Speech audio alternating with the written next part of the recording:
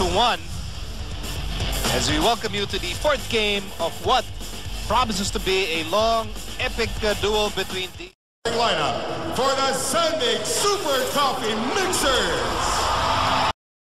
And at the other card, number 18, James Yap. Good defense by Almasan, and Shotgun continues to run. James Yap the through. Hunting by PLDT home DSL.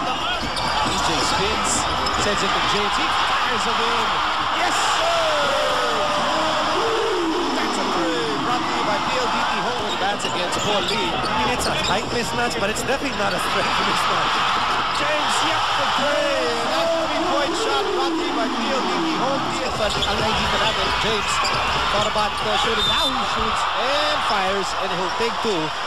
Parang nakikita natin dito, only until the halftime of this game. PLDT home DSL, the #1 home broadband.